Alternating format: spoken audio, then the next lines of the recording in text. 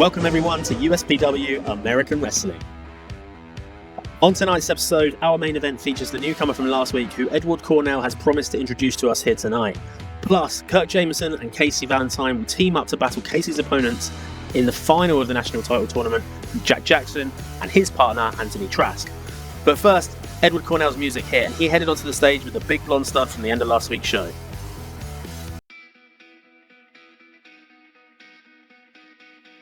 Cornell said that this was the hottest free agent from Australia, beautiful Blake Belushi, and he is the next challenger for Nicky Champion's world title.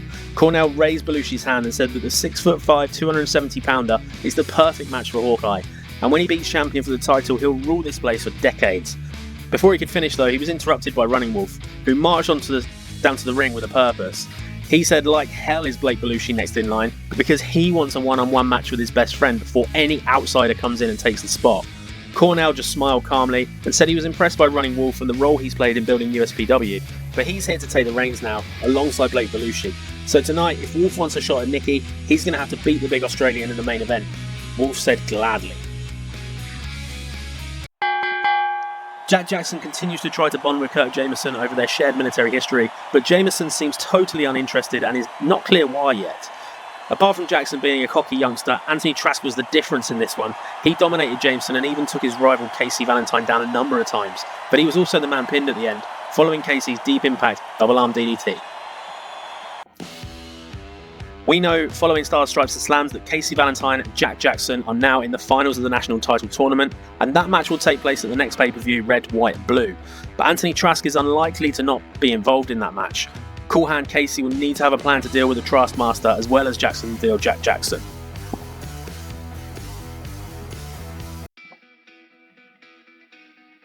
Buff Martinez and JB Cash of the tag team Hot Stuff came to the ring next after promising to name who attacked them at Stars, Stripes and Slams, and they didn't waste any time here. They called out the veteran duo The Dream Team, Grandmaster Funk and Greg Black. Funk and Black were appalled by the accusation and climbed onto the apron to process their innocence, but then Raja arrived behind Hot Stuff. The King of Clubs had a golf club with him. He swung low and swiped Buff Martinez's leg out before being jumped by Cash. Funk and Black climbed in and helped Raja. 3-on-2 with Buff down already, and it was not a fair fight, but referees and officials came to break things up because they had a match scheduled for right now. Raja is a new addition to the look and feel of the Dream Team, and there was a definite attitude shift in the veteran fan favourites. They now look every bit the bad guys, and they made light work of JB Cash while Buff Martinez got some treatment.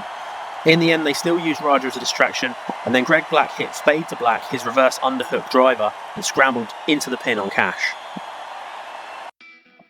After the chaos of the last tag team match, we cut to the back for more drama in the tag team division. The young, talented duos of American Gold and Texas Express were fighting backstage. Cooper Christie and Turk Treneman not only disrespected Malik Chamberlain and Marcus English, but also cost them their tag team title shot at Star Stripes and Slams. This fight was brutal. Referees and officials had to come and pull them apart, otherwise American Gold were going to do something they would later regret, like throw one of the young Texans down the stairs. All four men ended up with either cuts or bruises, but a cut on Cooper Christie's eyebrow was the worst of the bunch, causing him to bleed quite a lot.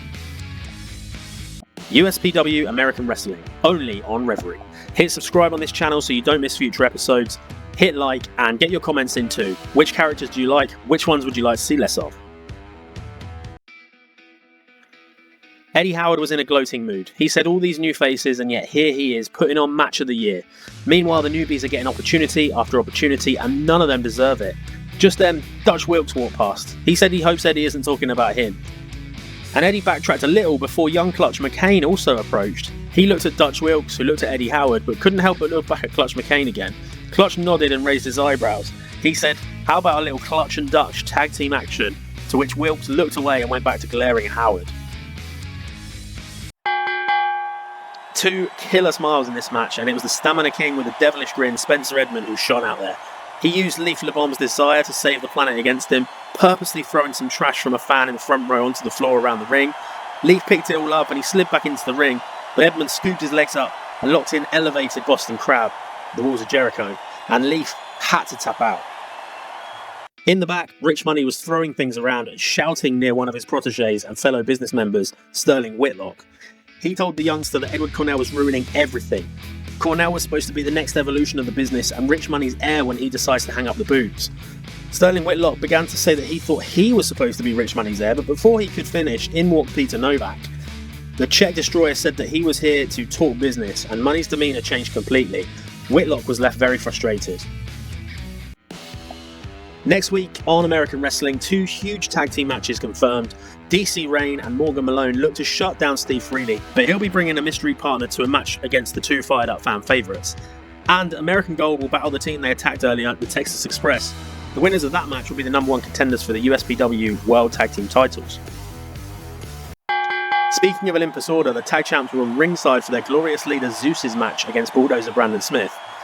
This match resembled more of a bar fight, particularly every time Smith was thrown out of the ring by Zeus and thrown to the wolves that are Atlas and Bash Street. Zeus was great at holding the referee's attention, but Smith was great at slamming into the tag champs and managed to survive them for the most part. The finish came when Zeus attempted his Thunderbolt powerbomb, and Smith was able to spin out of it and land on his feet, before kicking the Bronze God in the gut and planting him with his inverted pile driver. Another win for Bulldozer Brandon Smith, and Enigma was shown high up in the stands watching it. The 2 will meet at Red, White and Blue in just a couple of weeks. Speaking of Red, White and Blue, on Saturday, February 26, 2022, USPW is live on pay-per-view again. So far, we know the event has the finals of the National Championship Tournament with Casey Valentine battling Jack Jackson, who have both had great runs to the final. The legendary Enigma, who we just saw, looks to wind down his career and find a new King of Mystery, and he'll be taking on Bulldozer Brandon Smith. Plus, the World Tag Team titles will be on the line. Stay tuned for which team qualifies for that match, and more match announcements coming in the following weeks. Despite their similar size and build, these 2 couldn't be more different in the ring. Running Wolf is a straight-ahead brawler, a warrior who is proud of his Native American heritage, while Blake Belushi is far more flashy and performative. He plays to the crowd as if they were cheering him, when in reality they can't stand his cocky actions and beautiful good looks. And with Edward Cornell for company at ringside, he's very unlikable right now. Cornell didn't get a bad reception, but he was still much the heel. Wolf came close to getting the win after hitting a devastating spear, but Cornell put Blake's foot on the bottom rope. It wasn't long after this that Belushi hit his axe kick finisher and pinned the knocked out Running Wolf. Nicky Champion made his presence known after the match, knocking the victorious Australian down with a lariat from behind. It's unlike Hawkeye to attack from behind like that, but he was avenging what happened last week, and he also knows he's going to face Belushi at Red, White and Blue. As Champion questioned if he had done the right thing, Edward Cornell dropped him with a chop block and then planted him into the mat with his Black Lightning Bomb. As Champion tried to get back up, Cornell hit him over the back of the head with his flat cap, which was clearly loaded with something. Running Wolf slid into the ring with a chair, and Cornell and Belushi headed up the ramp to safety. Wolf stood over Champion with the chair in his hand, and for a moment it looked like he was going to use it, but instead he pulled his friend to his feet. Tonight, we confirm the new #1 contender for the USPW World title. Nicky Champion will defend the gold against the newcomer Blake Belushi. Plus, another win for Bulldozer Brandon Smith. Peter Novak looks like he might have joined the business, and the national title scene took another twist. Which segment or storyline beat did you like the most? Join us next time, where Edward Cornell makes his in-ring debut in USPW. Despite this being a big deal on its own, it could be an even bigger deal due to the stipulation of the match, so stay tuned for that. And don't forget to hit that subscribe button so you don't miss an episode. Like the video if you liked it, and get your thoughts and comments in. It'll be great to hear from you. I just told you that I'm about it. I might take offense if you tell me that you doubt it.